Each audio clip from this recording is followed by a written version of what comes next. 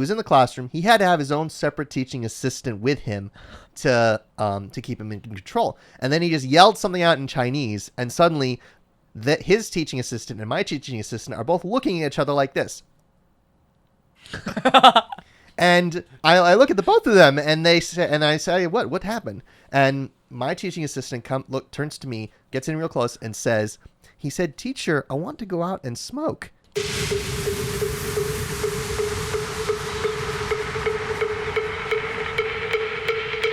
Ladies and gentlemen, boys and girls, babies in their diapers, welcome to the Tiberius Show with your host, Tiberius Boy.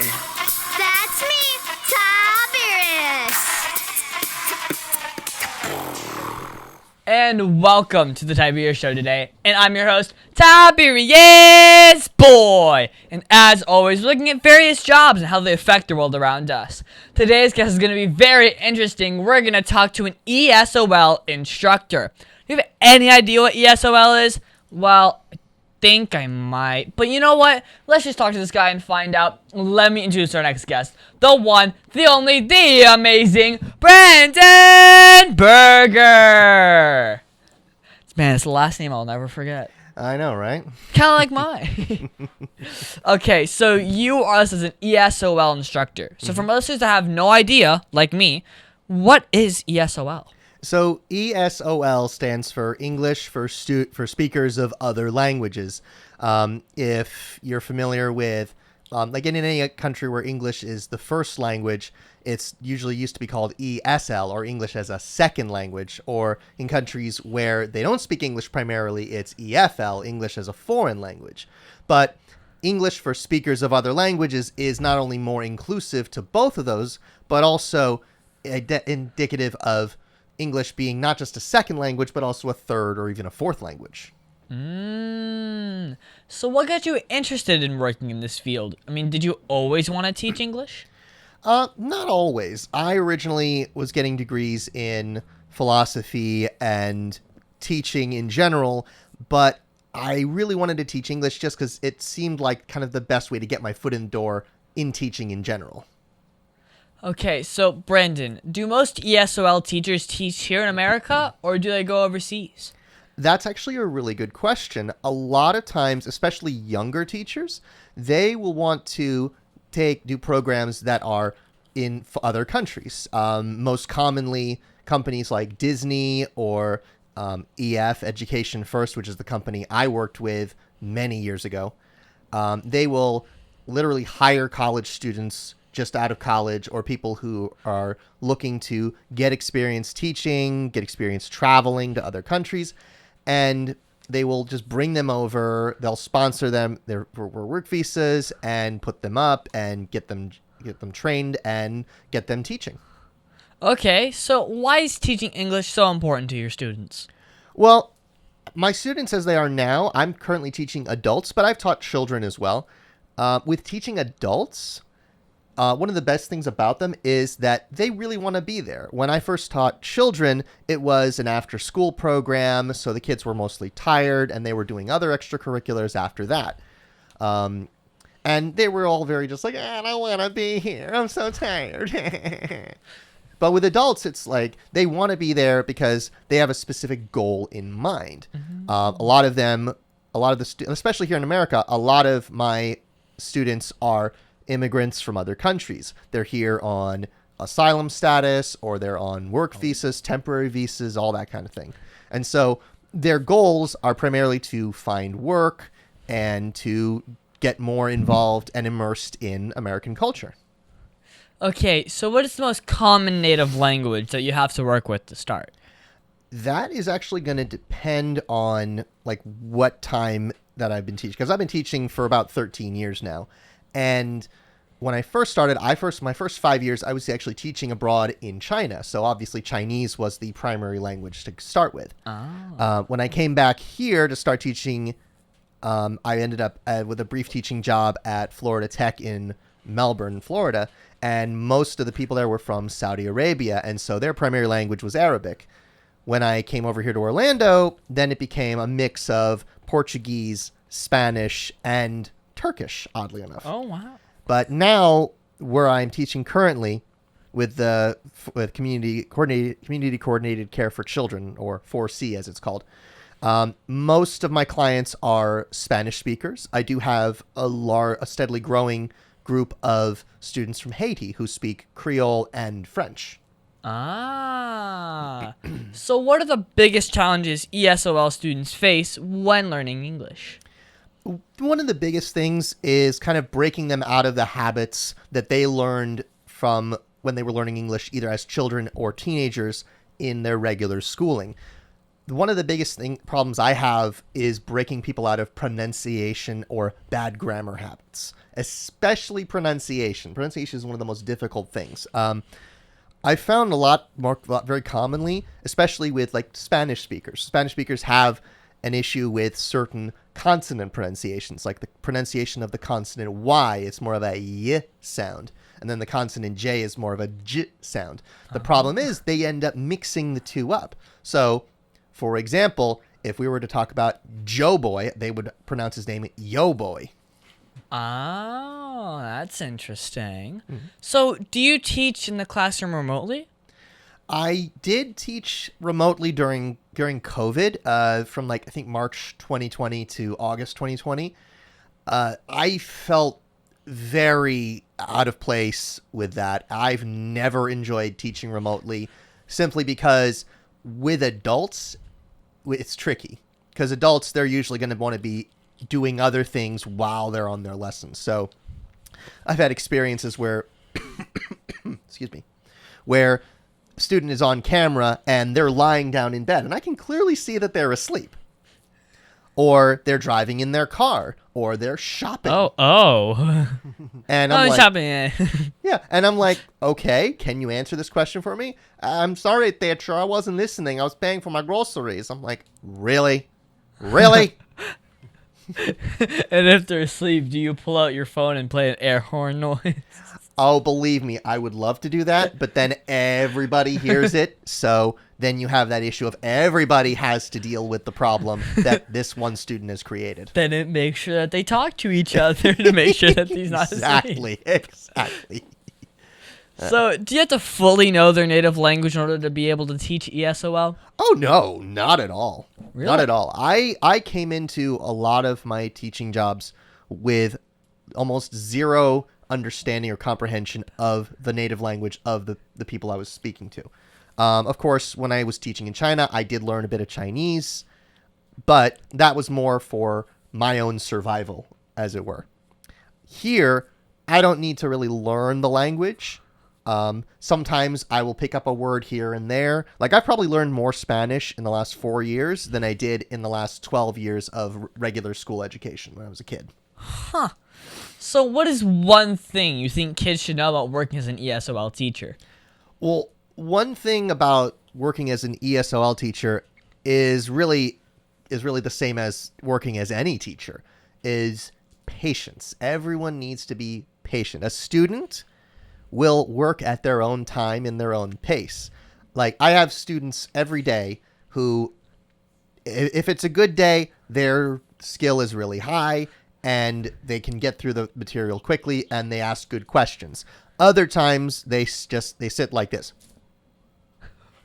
for a good hour or so and don't say anything, or they try to speak to me in their native language, and I'm like, listen, I don't speak that language. You got to speak to me in English, or get your phone out and Google it.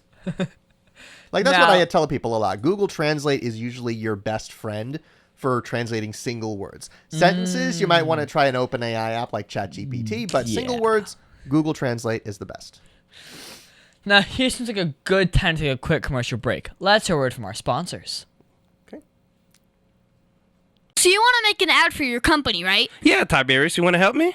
Okay, so what's the name of the company? PPWND. PP what? Professional Pressure Washing and Detailing. So you like clean driveways? Yeah, like that. We pressure wash commercial buildings and semi-truck and trailers. So how would someone get a hold of you? They can visit my site at ppwnd.com or call me at 407-900-7793. So I just tell them to call you at 407-900-7793 or visit ppwnd.com? Yeah, Tiberius, you got it. Cut! That's a wrap! Just use that. Oak Ridge Gun Range is a family-oriented shooting range that has been in business for over 30 years. They specialize in basic firearm training and offer numerous services such as consignments, gun trades, gunsmithing, and concealed weapon classes. I even got my training for gun safety at Oak Ridge Gun Range. Great customer service, and firearm safety is what they do best. So find out more at oakridgegunrange.com.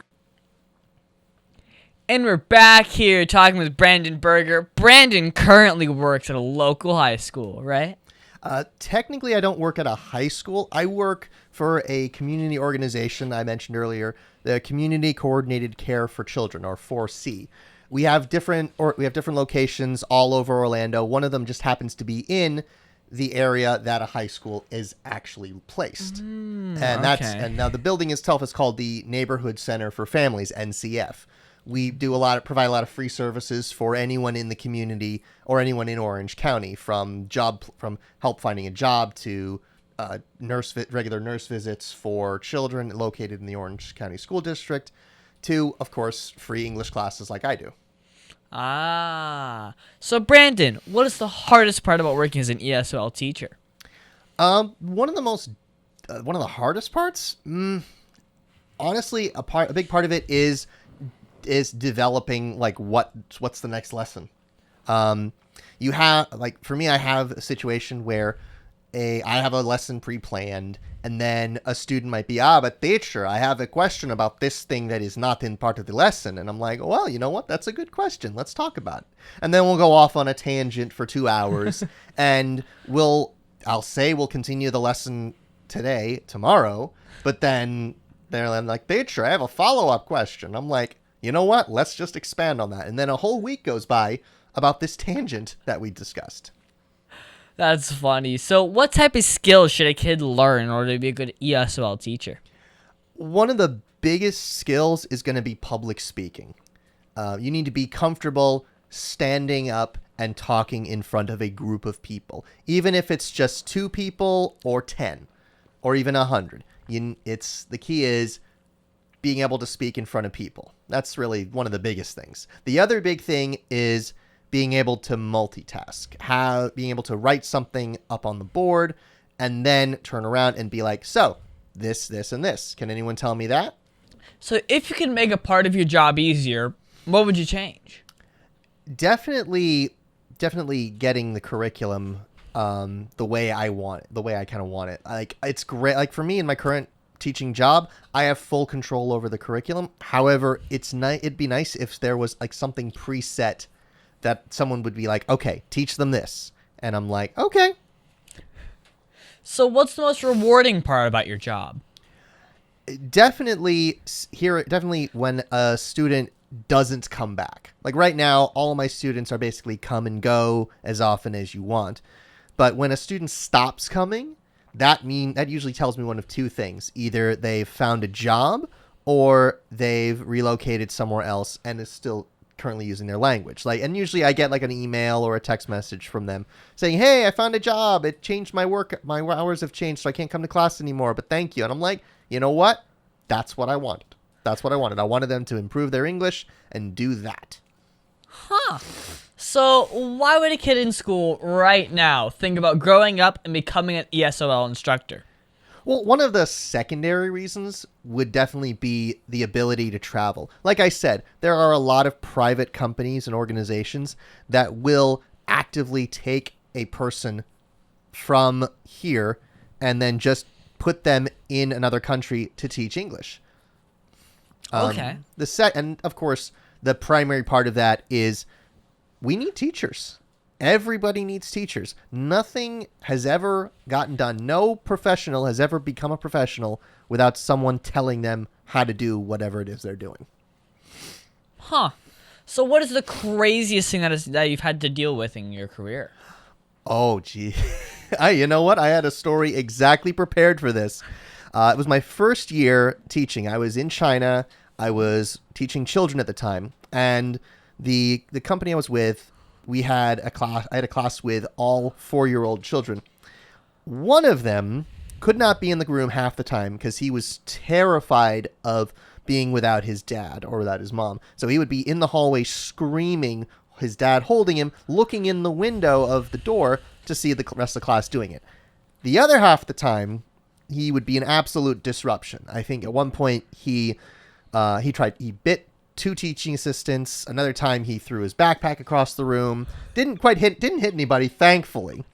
But the biggest thing about that was he was in the classroom. He had to have his own separate teaching assistant with him to keep him in control. And then he just yelled something out in Chinese, and suddenly his teaching assistant and my teaching assistant are both looking at each other like this.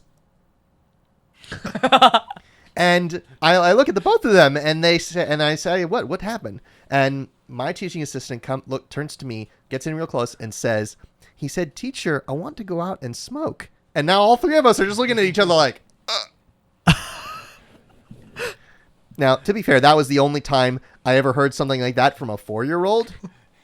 But I did hear it a second time a year later from a 10-year-old. So, got it from the mouths of babes. Am I right? Okay, that's actually kind of funny if you heard it more than once. Oh, yeah. Okay, so if you could teach anywhere in the world, where would it be? Oh, geez. Honestly, I prefer to teach here in America. And you know what? I'm happy where I'm teaching right now. I mean, it's great hours. The organization is great. Orlando is such a great place to teach because there's always so many people coming in of so many different backgrounds. I think in the last 7 or 8 years, I've taught people from speaking 11 different languages from almost 20 different countries. Oh, wow. So how do you think the job of teaching languages will change in the future? The teaching of languages, specifically teaching of English, is definitely going to change as the English language evolves. There's a common talk in linguistic studies of lingua franca, the common language. It kind of starts with the discussion of how people started using contractions historically, and then also the use of reductions, using wanna instead of want to, or gonna instead of going to. And then, of course, the evolution of regional slang, of dialects. I tell this to anyone really who is interested in it, but when I started learning Chinese, I found out that there are over 50 different regional dialects of Chinese. Like I learned standard Mandarin when I was in grad school and before I came to China. And when I got there, I was speaking standard Mandarin, which is what I was told. And a lot of people was like, "Oh, your Chinese is so standard." And none of them could understand me. And the difference of accent and dialect was simply so much that I felt scared to speak Chinese. But oh, wow. But here in America, it's the same way. A lot of people hear people speaking with accents, with different dialects, using different words, or speaking so quickly that sounds get moved and changed around that they become paranoid to speak at all. So what is one cool fact about languages that kids might not know? Well, it's generally the study of a language. You never really understand how complex your own language is until you've tried to teach it to someone. That's valid. That's a really good point. So who can you say has helped or inspired you the most? Let's see. What inspired me the most? I would say definitely Robin Williams from Dead Poets Society. Who is that? Who's Robin Williams? Are you serious right now? Yeah. The Dead Poets Society is a movie, I believe, from the early 80s, late 70s, with a used to be a very great actor, Robin Williams, playing as a literature or poetry professor at a boarding school, at an American boarding school. Long story short, he was a very unorthodox teacher who basically tried to teach his students to think about the material he was teaching in ways that were different from the stuffy academic way of thinking of them. So, what is the best advice you've ever received, and who gave you that advice? One of the best pieces of advice I ever got was from my assistant manager in my second year teaching in China. I was teaching kids at the time. I had just finished a very difficult lesson with 2 teenagers, and after it, she had been observing, and she gave me my evaluation. And the first thing she asked me a question was, "Have you ever thought about teaching adults?" And I said, "Well, I have, but not in a serious way." And she said, "Well, maybe you should." For what purpose? The tacit understanding there is that she thought my class with these children and teenagers was just bad enough that she thought, "Oh, you shouldn't be teaching kids anymore. You should be teaching adults." Like, Was it because there's a of those- subtext. There was a subtext there. Was it just because of those 2 kids who'd said, "I want to go outside and smoke"? No. This was a year prior. He honestly never came back after that first year. Oh, But- wow. But that was more on him than on me, because I was getting very positive reviews from other people. Okay. Again, you got to remember, this was a private business. They were trying to Yeah. make money. So if the parents are happy, if the kids are happy, the parents are happy, and if the parents are happy, I still have a job. Well, what message do you want to tell children all over the world about doing the work that you do? All over the world, geez. So basically, it's if you want to really make a difference, and if you really want to learn and understand more about other cultures, teach your language to them. That is going to really give you insight not only into them, but also into yourself. So, on that note, let's do a quick break to pay some bills. The Tiberius Show would like to thank one of their dedicated sponsors, Custom Designs Orlando. These guys are on Mills Avenue and do all sorts of stuff, ranging from photo ID badges, engraved signs, custom braille ADA signs, vinyl lettering to trophies and awards. The cool part about Custom Designs is they can ship products all over the United States. You can reach them at 407-898-0373 and tell them that Tiberius! sent you. Over 40 years, Lighthouse Central Florida has provided education, independent life skills, and job training to thousands of Central Floridians who live with blindness or any degree of vision loss. Whether it's picking out clothes in the morning or just moving around your community and serving Orange, Seminole, and Osceola counties, contact Lighthouse Central Florida at 407-898-2483 or visit them online at lighthousecfl.org. And we're back with Brandon Berger, board game play. Wait, what? You play board games? I do. I do play quite a lot of board games. Well, I know you because you really enjoy board games. We both play at some of the same events, but what got you interested in board games? Well, I've always loved tabletop games in general. I used to play video games when I was younger, but then video games started getting overly complicated and the controls became more complex. And I love the simplicity of just sitting down at a table, rolling some dice, or drawing a card and flipping cards over. It's always fun. But do you think board games could be used to make teaching ESOL easier? Oh, absolutely. I use board games in my classes all the time. Really? Oh, yes. Do you get special printed versions in their language? Oh, no. That's that's the part problem. about- That's the point, is not to have it in their language, but also a lot of times, depending on their level, you can't really have them having cards with too complex language. Like Cards Against Humanity is not No. not for the reasons that you think. Not for the reasons that you think. See, I have a Cards Against Humanity Family Edition. It's recommended for kids 8. It's meant for kids 8 and up. And I use it in class, but I only use it on specific students. I have specific students who can understand the context of what they're doing. But then at the same time, I have others who are going to be like, wait, what? What is this? What is this? And then they pull out their phone, translate the card on their phone.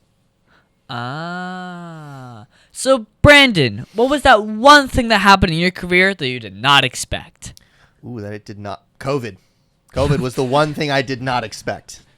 That's a new answer we've never had before. That's a great answer. Well, like I said, I did not take as well to teaching online as most other people might have done. The biggest issue was I did not get a lot of training and resources from my own company on how to do that. They just said, here's a login to our Zoom business account. Now you can have your 4-hour classes running without interruption. Oh, so you talk for 4 hours. This is what this was my previous teaching job. It was a private tutoring center. Classes used to be 2 to 4 hours a piece. And imagine that. Imagine doing that, and being in one of those cheap plastic school desks with the folding desk on them. Yeah. Imagine that. That's why I love fourth period, because he lets me sit in his own gaming chair. So I mean, really cool. Nice. So, do you think AI has a positive role in your industry, or are you worried it might take over some parts of a job and cost people a living?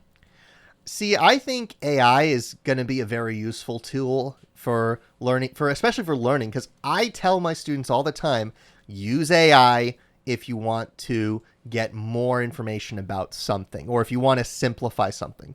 Because like I said, if they have trouble understanding a word or understanding a sentence, if it's a single word, type it into Google Translate and it'll tell you what it is in your native language. Don't do that with whole sentences, because Google has a history of translating English words into Spanish, but then using English grammar in those sentences still.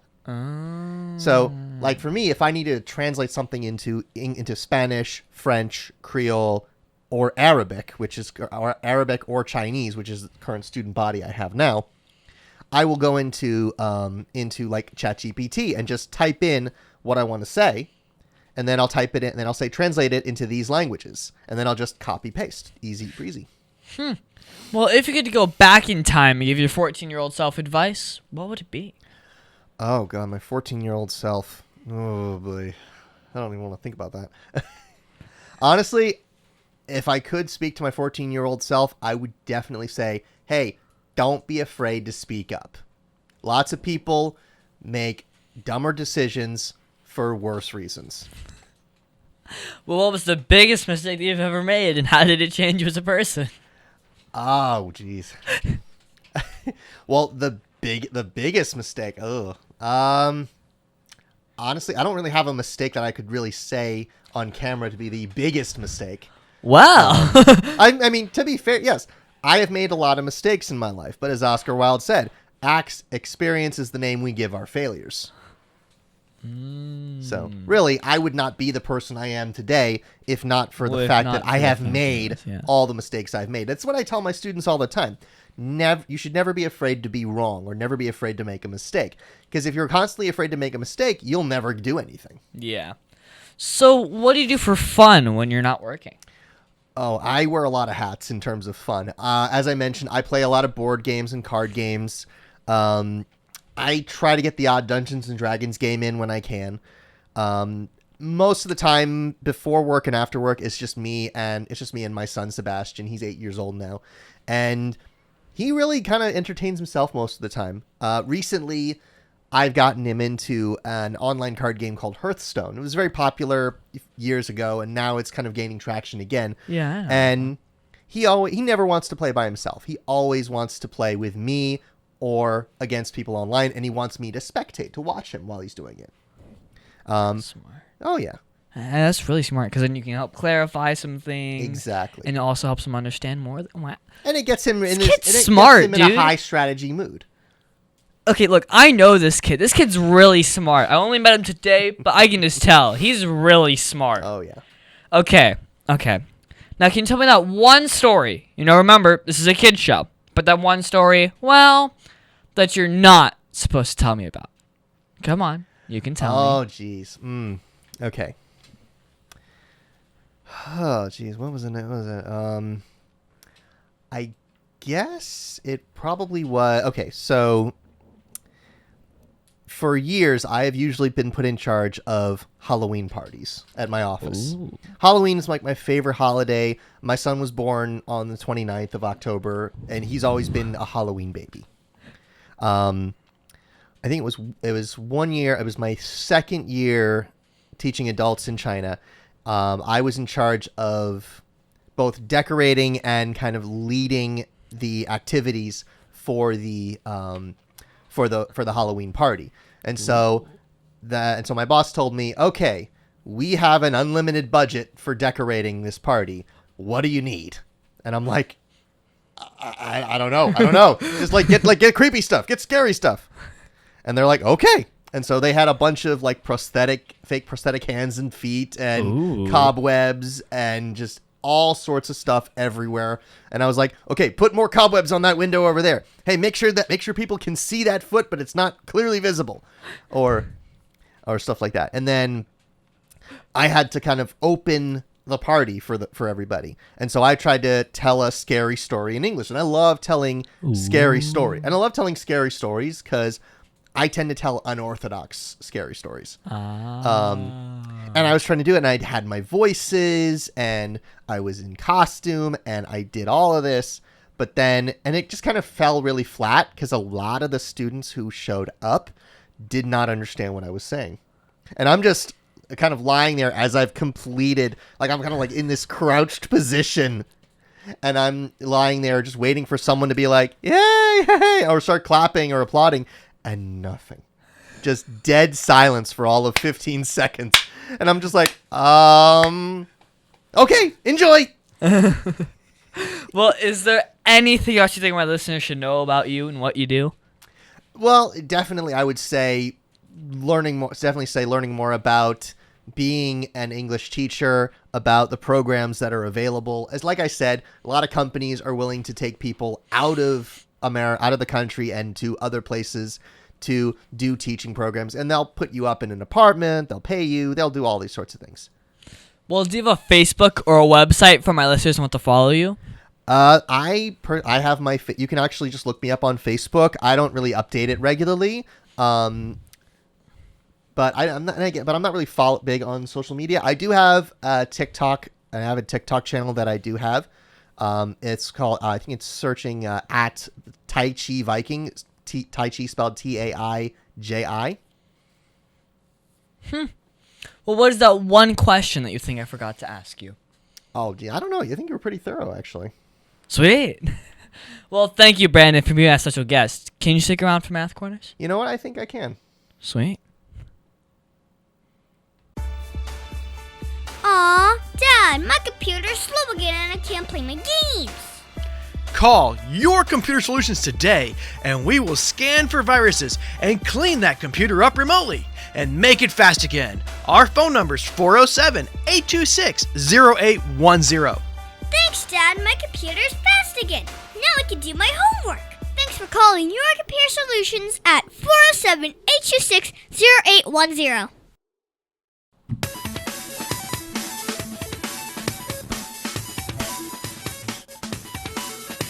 Tiberius' favorite subject, it's Math Corners!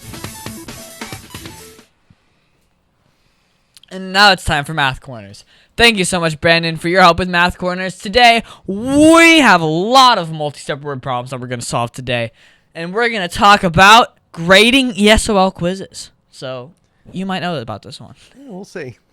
So, Mrs. Ramirez is an ESOL teacher at Westwood High School. You know, she gives her students a vocabulary quiz every single Friday. Last month, she graded a total of 96 quizzes. If she has 16 students in her class, how many quizzes did each student take? If each quiz has 10 questions, how many total questions did Mrs. Ramirez grade last month?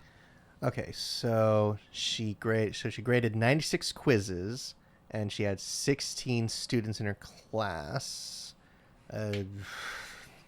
You know what? I got you. I think I'll do it. Well, first, this is a real-world problem because, you know, it's important to ensure all the quizzes are graded properly. So then first, you have to find the number of quizzes each student took. Since there's 98 total quizzes and 16 students, just divide 96 by 16. You get 6 quizzes. That one was easy. That's basic. And then now you have to find the total number of questions. With 96 quizzes and 10 questions per quiz, you really just have to times the 96 by 10, and you get 960 questions. It's a lot of grading. Well, it's like I tell my students, I'm the English teacher, not the math teacher. So, Brandon, do you have to make up and grade all of your own quizzes, or do you have a system that does it for you? Well, I actually have a preset quiz that I give for all my students. It's something that was kind of developed by the county.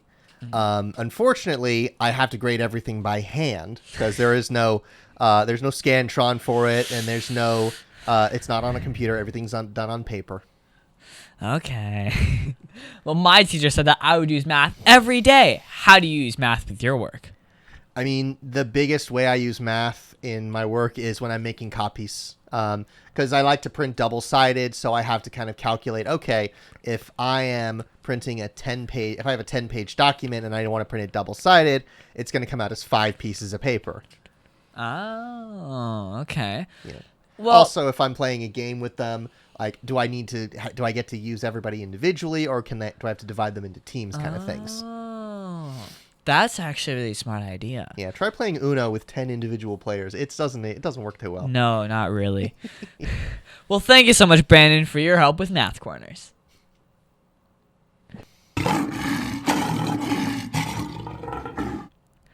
And now it's time for the Heart of a Lion. And as you know, we talk about the qualities of living by the Heart of a Lion, which stands for leadership, integrity, obedience, and ability. This week, we're going to talk about integrity. For me, I think integrity is doing what is right, even when no one else is looking. The qualities of integrity is honesty, sincerity, truthfulness, and fairness. A bit ago, I had been out of school because I was sick, and I really did not want to do any schoolwork, and, I could get away with it because, I was sick. But when I was asked if it was possible for me to do schoolwork remotely, I had to be honest and say that I could. I could totally get work done. At least I wanted to rest and watch TV, but I was truthful. I got a ton of makeup work done, and I did not fall behind at school at all. Integrity is always doing what is right, even when I don't want to. So, Brandon, did you see or use integrity at all this week? I absolutely did use integrity this week. Definitely this week. I had a couple of experiences. I had a bit of a rough day on Monday, and I admittedly came off a little angry in one of my first classes of the day. And I try to laugh it off. I try to be passive, but I end up getting a little bit passive aggressive with them sometimes. So then on Tuesday morning, I sat down with my students because they're adults. They understand. Yeah. And I apologized for my behavior, telling them I was not having a good day that day and explaining why I acted the way I acted. And honestly, they just laughed it off. They thought, oh, this is just how he normally is. He's just being funny and hyperactive and all that. Which, to be fair, I am funny and hyperactive almost as much as I can be. With all of the Heart of a Lion virtues, I'll list them again: leadership, integrity, obedience, and nobility. Which is the one that you see the most? Which one that I see the most? I don't know which one I would see the most, but one that I use the most is definitely integrity. Because really, integrity for me is, as you said, it's about honesty. It's about being honest not only with other people, but also with yourself. And it's like, if I can't be my most honest and authentic self, like, what am I doing? Yeah, well, we should always try to be lion strong at everything we do, shouldn't we? Oh, absolutely. And that's our show, folks. I want to thank the one, the only, the amazing Brandon Berger for being on my show. It has been so much fun talking to you today. I think we learned a lot about what it's like to be an Esol instructor. Well, would you mind giving your social media and your website again? Yes. Well, you can find me on Facebook. I also have a YouTube channel that I haven't updated in a while, Brandon the Beard. You can search it there. You can also find me on TikTok as either the Tai Chi Viking or, again, Brandon the Beard. You'll find a lot of videos of me either doing cooking challenge, doing cooking tests, mixing energy drinks, or you'll see me a lot doing competitive Tai Chi as well. Dad, you might want to unlock my browser for that. I want to see that. And also, you can find me on Facebook and Instagram at The Tiberius Show. And I would like to thank WWPR 1490 AM, K1998, Soul Radio 24/7, EasyWay TV, and all the other stations that air on my show. And please be sure to visit The Tiberius Show on YouTube and hit that subscribe button. Brandon, please tell me you're subscribed. I am, actually. Yes! Is your son too? Not yet, but I don't know if he's allowed to. I That's a good question. I'll double check his restrictions. See Okay. if you're not restricted yet. Oh, and be sure to leave me a comment if you want to teach English. I mean, I answer all the comments myself. And be sure to listen to us next on the Tiberius Show with your host, Tiberius Boy.